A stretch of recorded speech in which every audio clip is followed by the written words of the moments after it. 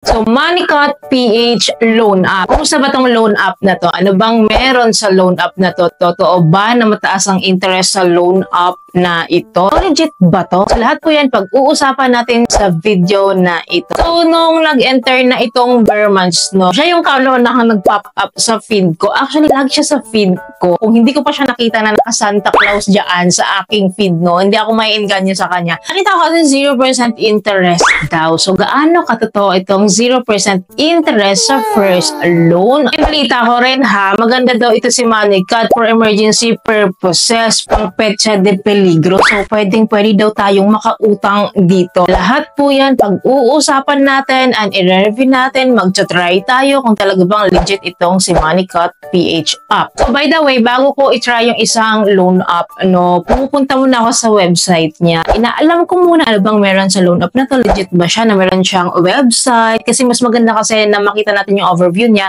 sa website. Mas maganda na na-access natin siya doon. Search lang natin no, Moneycut. Then I think ito yun. So click natin tong website na ito. Open natin. Then nakabukad agad dyan yung parang loan simulation nila na pwede na tayo manghiram dito from 500 pesos up to 20,000 pesos. Then yung first loan doon natin is free daw or 0% interest. So anyways, baba natin no. Only 4 steps to get a loan and pay it back. So may mga step-by-step instructions sila dito on how, kung paano maging eligible, ilan yung terms nila. You can get the loan up daw via Google Play. So I don't think kung available siya sa App Store or sa Huawei. Pero ito lang muna nag-reflect ngayon. Anyways, dito sa nakalagay dito na si Moneycut na po ay isang SEC registered po. And then I found out din po na si Moneycut po ay nagre-report sa CIC. CIC accredited po siya, submitting entity po siya doon. Anyways, punta na tayo sa ating Google Play Store. So, under po siya ni Moneycut Financial Incorporated. Meron po siyang ratings po sa Play Store na 4.6.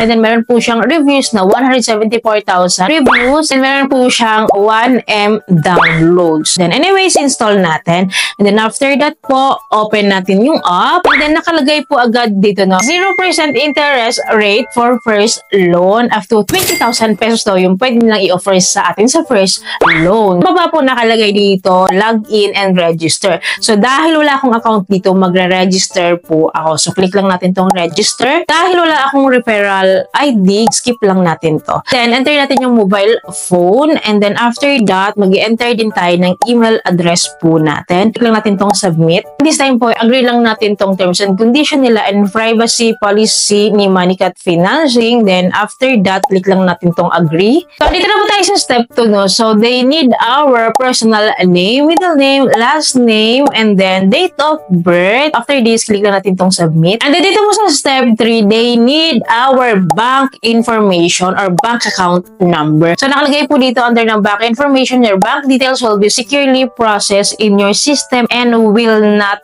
be shared with third party. So, I hope talaga. Wala kasi tayong choice. Kung hindi natin to fill upan, hindi tayo makakapag-proceed. Click lang natin tong bank. So, ito po yung mga available bank partners nila. So, makikita nyo po dito, wala sila GCash kasi mga e-wallets yung mga yon eh. Si Maya, wala yung mga yon.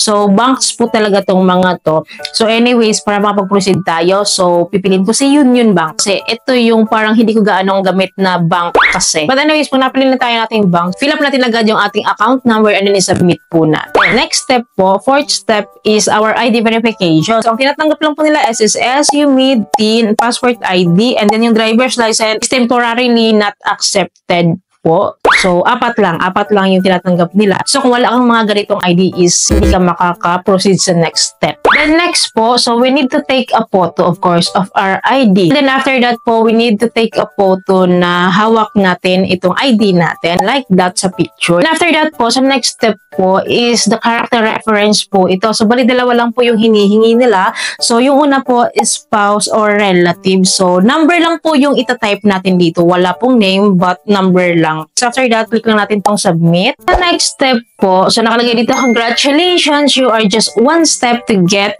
first loan for free. Nakalagay dito po na after 20,000 pesos nga po yung pwede nating ma-loan dito. And maganda po talaga dito na is legit siya na wala siyang interest. 0% talaga sa first loan. Nasa sa atin po kung magkano yung amount na ilo-loan natin. Pero ako kasi itatry ko siya sa 500 pesos lang. Try lang natin ha kung legit ba talaga to. So after that po, dito sa baba nakalagay loan purpose. So pipili tayo tayo dyan. Marami namang mga pagpipilian dyan. Wala namang maling sagot dyan. So, pili lang tayo ng kung ano-ano dyan. Then, after that po, click lang natin itong agreement box sa baba. And then, kung okay na po tayo. Anyways, yung first payment natin po dito is sa September 11 na. So, today is September 4. Kung first payment date natin is September 11, ibig sabihin po, 7 days siya. Yung 0% interest na is good for 7 days lang. And after this po, walang ibang choice, walang ibang pipindutin kundi si choose loan. I don't know after clicking this choose loan if what will happen. So, click natin. We need to allow this yung ating location. And after that, so dito po nakalagay, I've sent on SMS with the code to your mobile number. Please enter it below. Of course, dahil na-receive ko naman na yung code, so enter lang natin. And after, click lang natin tong submit. Actually, itong app talaga na ito is parang lagi siyang nag-i-error na nag-submit na ako ng code, mali daw, correct daw, and then loading siya ng loading. Actually talaga, nagba-buffer po itong app na to. Try lang ng try. Finally po, nakapag-proceed na tayo. And then nakalagay na po dito, no? Congratulations! You did it! Now, I am processing your application. You can check for the result in MoneyCut app. Agad-agad po na-notify na po ako na na-send na nga po sa akin and na-receive ko na po ang aking niloan dito, which is nagtaka lang po ako, no? Kasi ang na-receive ko po is 600 pesos. Which is yung pinili ko po loan naman kanina is nakita niya naman 500 pesos lang. Naging higher siya. And then of course, check natin ha sa MoneyCut app. Baka mamaya is interest rate pala nila yung 100. 500 lang talaga yung kinuha ko. Kasi sure ako 500 lang talaga yung kinuha ko. Tingnan natin dito sa dashboard ha kung anong ganap natin dito. Nakita niyo po dito, 600 pesos nga yung binigay nila sa akin. So, pala decision po siya. 500 lang talaga yung niloan ko kanina. Nakita niya naman yung loan amount ko 500 and na-receive ko 600 pesos. And then, ang nag-reflect po dito is 600 pesos din. So, ibig sabihin talaga, wala silang interest rate kasi 600 din yung natanggap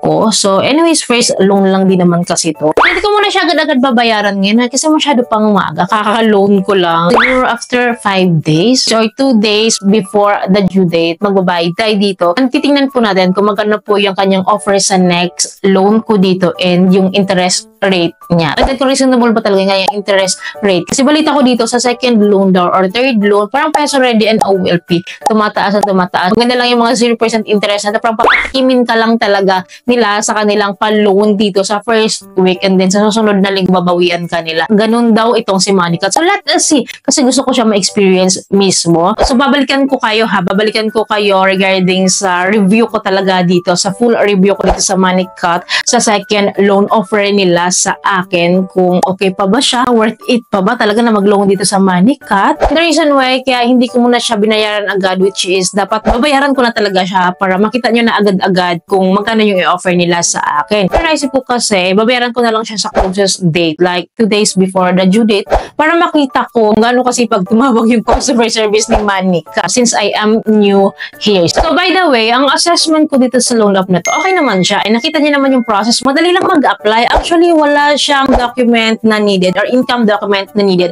Only our ID din, our application form. Of course, kailangan may bank account ka and then dapat yung ID mo is meron ka sa apat na hinihingi nila na yun. Pero kung wala ka doon, medyo hindi ka talaga makaka-proceed dito. So, yun lang naman yung mga crucial na mga requirements nila. Kasi hindi naman talaga lahat tayo is may mga ganong ID, diba? Bank account, mga active bank account ba? So, hindi siya actually pangmasa. So, dapat may mga secondary ID siyang tinatanggap, diba? Like mga national ID man lang. Kasi lahat tayo may national ID. Kapag Pinoy ka, of course, may national ID ka at least. But anyways, nagustuhan ko naman yung process ito kay MoneyCut. Smooth lang siya. At legit nga po talaga na na-withdraw natin or nakukuha natin ng buo itong loan offer po ni MoneyCut. So, what if pala, no, sinagad ko siya ng 20,000 pesos. Nakukuha ko kaya lahat ng buo yun. Sino nakatry dito na sinagad si MoneyCut within 7 days? So, ang swerte niya kung sakali kasi 0% interest siya. But, sabi ko nga magkakaalaman to sa next loan offer nila sa atin. But anyways, let us see. Update ko kayo time to time regarding MoneyCut. Kaya dapat po nakasubscribe kayo. Click yung bell button para lahat po ng videos ko is updated po kayo. And kung nagustuhan niyo yung video, please don't forget to like and share. Yun lamang po. Ayaw po may natutunan kayo sa video. I hope nakatulong tong video sa inyo. So, thank you for watching this video. See you on my next video. Bye!